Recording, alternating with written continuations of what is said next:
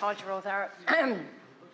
we all know in here, the production of meat and dairy for a global market is a key sector of our economy, providing about 7% of the total gross value added of our annual wealth. So 16 billion annually comes into our country through agricultural exports. Up to now, this existing free market economic model, the export of high-value dairy and meat made sense, but this model of working is over. The era of free market global trade is over. I don't want to be like the prophet of doom, but it's like you said, Senator Daly, that the move towards tariffs, protectionism and trade wars was evident even in the first Trump presidency. We failed to take that warning, and we failed to act when the second Trump regime started weaponising tariffs to ensure their policy objectives. The growing packing and movement of cheap food is dependent upon the availability of cheap oil. The era of cheap oil is over. We've seen the cost of green diesel, which farmers depend on, almost double in 2 months, from around 97 cents to 1.80 a litre. It doesn't take an economist to understand that the operation of a farm in Sligo or Leitrim, making an average annual income of just $25,000, rapidly becomes unsustainable in these circumstances. Nearly all the fertilisers our beef farmers use is imported, produced in the Middle East, China and Russia, regions that are either currently unstable or at high risk of instability due to possible future conflicts. 2/3 of the grain we use to feed our cattle, as well as to produce our bread, is imported. Food is packaged in disposable plastic trays and bags made from fossil fuels and shipped or flown around the world. Beef and dairy going out, vegetables and grain coming in.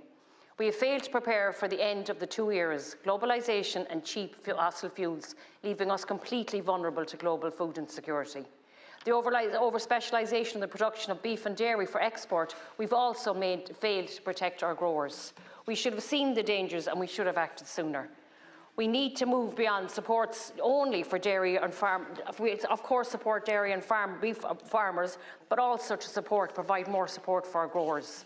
83% of our fresh food and vegetables are imported, not just the exotics which we can't grow here, but crops which we could easily grow in Ireland. Apples, carrots, broccoli, onions, garlic and potatoes are imported from across the globe at an enormous financial and environmental cost.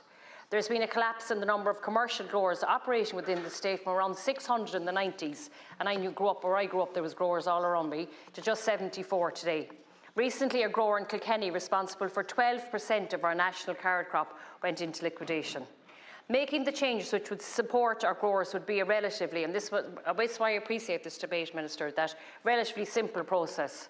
The low-cost selling and the undercutting of Irish products by supermarkets needs to be stopped. We should be subsidising Irish produce at the point of sale, so that choosing the Irish option will always be cheaper for the consumer, and it should never cost the producer. Farming in an indigenous enterprise which could produce enough vegetables, grain, poultry, meat and eggs and dairy to meet our needs. We have amazing assets, we've got skills of farmers, the innovation of the agri-food sector, we've got the support of CAP, and we've an abundance of natural resources. As well as bringing real money into our economy from outside of the country, farmers generate employment and wealth throughout our rural communities. And we all know that farmers, they support local economies, they buy local, and the money stays in the local economy.